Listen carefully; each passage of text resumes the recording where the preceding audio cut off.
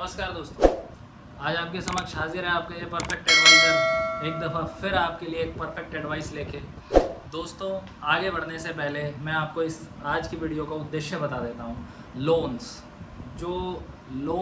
जो लोग लेते हैं घर खरीदने के लिए या और किसी ऑटोमोबाइल या कोई भी हाउस से रिलेटेड कोई भी इक्विपमेंट्स हो गए या होम अप्लाइंसेस हो गए, इनसे रिलेटेड जो भी लोन्स लिए जाते हैं, तो बैंकिंग या फाइनेंशियल्स जितने भी कॉरपोरेशंस हैं, एनबीएफसीज हैं, नॉन बैंकिंग हो गए, ये सब लोग लोन देते समय तो बड़े खुश होके, क्योंकि इनके वहाँ पे टारगेट्स होते हैं इनके सेल्स एग्जीक्यूटिव्स को, और आपको बड़े लुभावने सपने दिखा के और आपके साथ धोखाधड़ी कर देते हैं।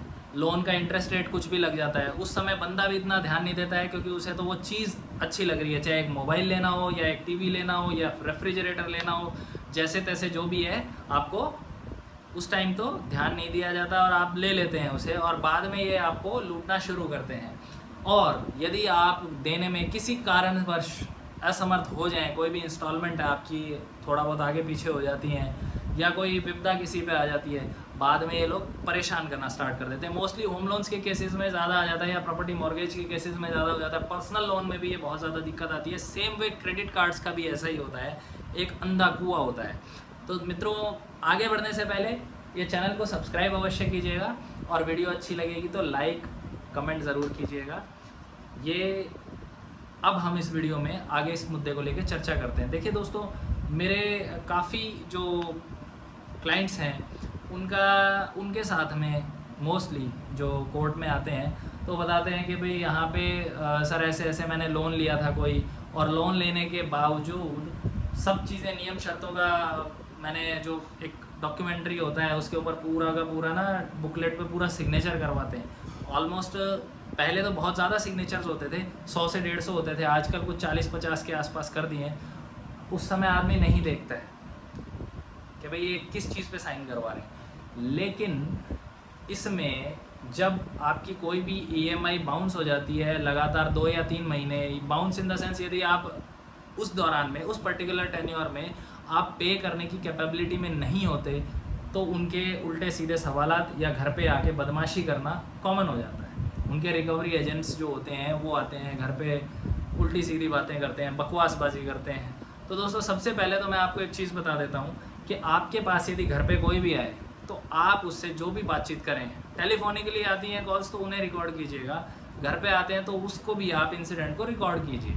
दूसरी चीज़ ये है कि आप जो भी एजेंसी या एनबीएफसी है या बैंकिंग जो भी कॉरपोरेशन है, ऑर्गेनाइजेशन है, उसमें जाके ऐसा कोई ज़रूरी नहीं है कि आपने जो लोन लिया था, सपोज़ आपने 1 लाख का लोन लिया, उसकी ईएमआई आपकी 10 साल के लिए 1000 रुपया प्रति माह है, पर मंथ है, तो आपको 1000 ही देना है। आपके पास अगर आपके पास 200 रुपया भी है तो आप उस टेन्योर में जाके बैंक में जाके जमा करके आइए कि सर ऐसा है, मेरी अभी कैपेबिलिटी 200 है और मेरा लोन रीस्ट्रक्चर कीजिए, 200 रुपया मैं अभी दे रहा हूँ, मेरी अभी कैपेबिलिटी यही है, फिर दोबारा से एक बार इसको रीस्ट्रक्चर कीजिए, या मेरे पास आएगा तब मैं इसे दूंगा। बट इट डजंट मीन, मतलब आपका अकाउंट जो है वो लोन अकाउंट है, एक तरह से उसे ये ब्लैकलिस्ट नहीं कर सकते फिर कंज्यूमर फोरम में भी हम जाके दरवाज़ा खटखटा सकते हैं कि भाई हमें ऐसे ऐसे परेशान किया जा रहा है, हमारी अभी capability for the time being नहीं है, बट जैसे ही मैं पेइंग कैपेबिलिटी वाली पावर में आ जाऊंगा तो मैं फिर से दे दूंगा। मोस्टली लोग प्राइवेट जॉब्स करते हैं, उनकी जॉब छूट जाती है, किसी कारणवश वो बीमार हो जाते हैं, तो उनके अर्निंग एंड जिनका घर में एक ही इकलौता इंसान होता है तो वो कैसे करेंगे। तो आप इस मामले में घबराएं ना। यदि आपको कोई ऐसे आगे परेशान करता है, बाकी लीगल फॉर्मेलिटीज़ भी बहुत सी होती हैं, बट हम चाहते हैं कि जो सिंपलेस्ट वे में लेकर चलें, उससे बढ़िया कुछ भी नहीं होता। तो आप यदि ऐसे कोई आपको परेशानी हो, कोई दिक्कत हो, तो आप मुझसे संपर्क कर सकते हैं। और इनके और भी दूसरे रास्ते हैं, लीगल एस्पेक्ट से भी हम देखें तो घर पे आके कोई भी रिकवरी एजेंट किसी भी फाइनेंशियल कॉरपोरेशन का आपसे कभी भी बहसबाजी, बकवासबाजी, उल्टा सीधा या रिकवरी के लिए आपके घर से कोई चीज़ उठा के नहीं लेके जा सकता। ये मैं आपको एक ख़ास तौर पे बात बता देता हूँ। उनके ऊपर वापस से ऑर्गेनाइजेशन के ऊपर ही डैमरेज लग सकता है, मान हानि का दावा लग सकता है, डिफेमेशन का, और भी बहुत सारे क्लेम्स हम डाल सकते हैं। यानी कि आप हरेस ना हो, मेंटली हरेसमेंट का भी उन पर डलता है। तो परेशान ना हो, घबराएं ना। यदि ऐसी कोई समस्या आती है तो ऐसी विकट परिस्थिति में आपके परफेक्ट एडवाइज़र आपके साथ है। दोस्तों, वीडियो अच्छी लगी तो लाइक, सब्सक्राइब और कमेंट ज़रूर कीजिएगा इस कमेंट बॉक्स में। ठीक है मित्रों, जय हिंद।